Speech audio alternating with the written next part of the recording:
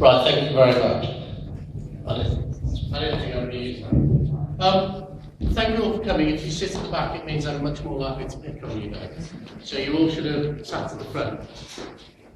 Welcome everyone to the launch of the Rossendale 100 in 100 campaign. You're not going to hear a huge amount from me this evening. I'm just going to start by answering, very unusually for a politician, answering 5 questions that you might have about why we're here this evening. The first question is, what is 100 in 100? As I go around Rossendale, I'm often hugely frustrated talking to businesses who tell me that young people and people looking for work don't have the menu of skills they are looking for in their recruitment. And people who do, we are often every day sending down the M66 to work in Manchester or sending them towards Preston. Now the 100 in 100 campaign, finding 100 people, 100 apprenticeships in 100 days, is about plugging that skills gap, giving a real boost to people who are looking for work or in work in Rossendale, and by doing that, giving a real boost to Rossendale business, ensuring that we can grow and succeed here in Rossendale. The second question is, why is now the time for a 100 in 100 campaign? I think we can all agree that it is truly depressing that we have 1 million young people in this country out of work. It's not a problem which has come overnight, but it is a national disgrace that we have that structural problem with youth and employment. And the first part of this campaign is about getting young people into work. I hope and believe that if you take a young person on in your business, I still like to think of myself as young occasionally, if you take someone who's young, they'll come to your businesses with new ideas, a fresh approach, and invest time and their energy in your business to help you succeed. When I'm also going around in Rossendale, businesses often complain to me about capital allowances not being big enough to invest in manufacturing. We are so lucky here, we have a great manufacturing base. But actually more important than your machinery or your clients in any business is the people who work in that business. Now, a 100 in 100 campaign is an opportunity through lifelong working with people who already work in your business to invest in the most important part of it, your people. And there's a lot of government support available to you to do that. Now, when I was in business, we used to have a term for people who'd been with us kind of man and boy, and we used to refer to them as having grown up within our business, both in my work and within my family business. Now, I know that people who come in young and continue to work and grow in your business are frankly the best employees. They know the most about what you do, they know the most about what they're doing, but they're also truly committed to your vision, to your business, and to you and them succeeding. So apprenticeships, modern apprenticeships, are not a one-size-fits-all. What we're talking about this evening is the savile row suit. The apprenticeship will be designed around your business.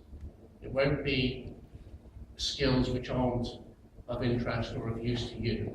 There will be skills which match your firm and your company. The third question is, who is 100 in 100? I know that's not grammatically correct, but it's in fact all of you.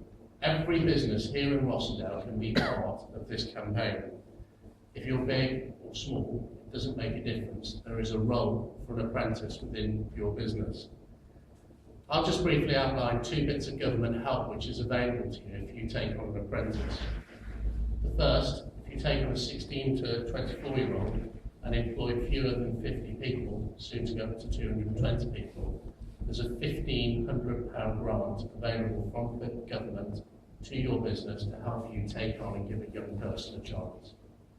The second is, if you employ a young person, most of the training, if not all of the training, will be absolutely free, and you can have that in your business. The other thing which I don't know would be of interest, that the government has actually historically reduced the minimum wage for apprentices to help give young people a chance, meaning that you can have a full-time apprentice working in your business for £100 a week. All I can tell you is, as attractive as that may seem, every business I've been around and spoken to already, which already has existing apprentices within the business, is paying them much more, is actually giving them a real living wage rather than just an apprentice wage. It's not just about young people, it's also, as I've said, about upskilling your existing workforce. And that is the best investment you can make in your business. The penultimate question is, how will 100 in 100 work for Rossendale? Now, we are extremely lucky to have this campaign that we have seconded to us, Paula, from National Apprenticeships. Paula is a completely independent civil service. She's not affiliated to any training provider, but she has come to work here in Rossendale for 3 months to support Rossendale business, and she will come in and give you completely unbiased advice about how you can embed training and apprentices within your business. So if you fill a pledge card in this evening, and every one of you has a pledge card on your chair, and you think an apprentice could be of use to you or your business, Paula will come in. It will be a bit like being hit by a tornado, but Paula will come in and talk to you about how we can support you to have apprentices. After Paula's been in, you'll be approached by training providers who will come and talk to you about who you're going to recruit. Now, being approached by a training provider isn't like putting an advert in the Rossendale Free Press saying that we'd like to recruit a hairdresser trainee, where you may be swamped by applications.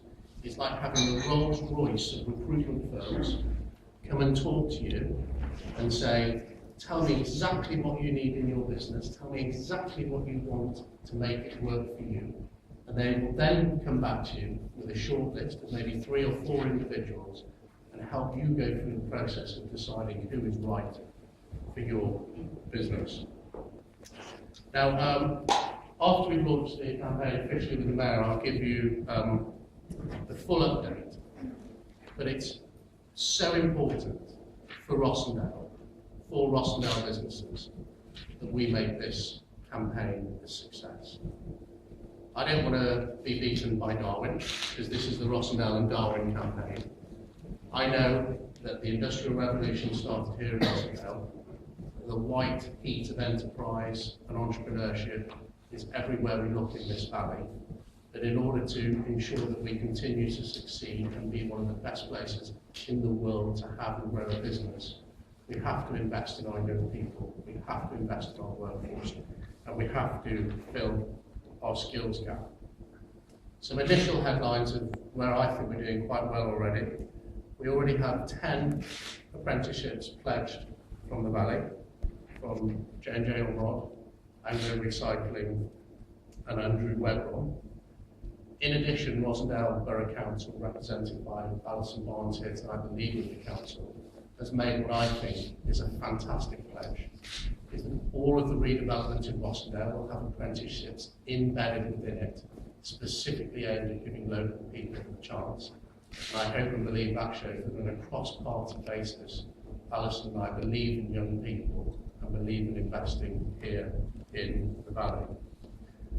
When we officially launch, you will get the first preview of the Rossendale and Darwen 100 in 100 campaign tie. I'm actually wearing it. It's a bit like the blankety blank checkbook that everyone who takes an apprentice or becomes an apprentice during this period will get one of these ties.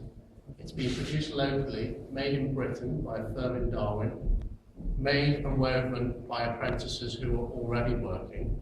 So I hope when you hold that pledge card up this evening, we will be counting and we want some really good news from you, that you will have in your mind that you could one day wear one of these apprenticeship ties.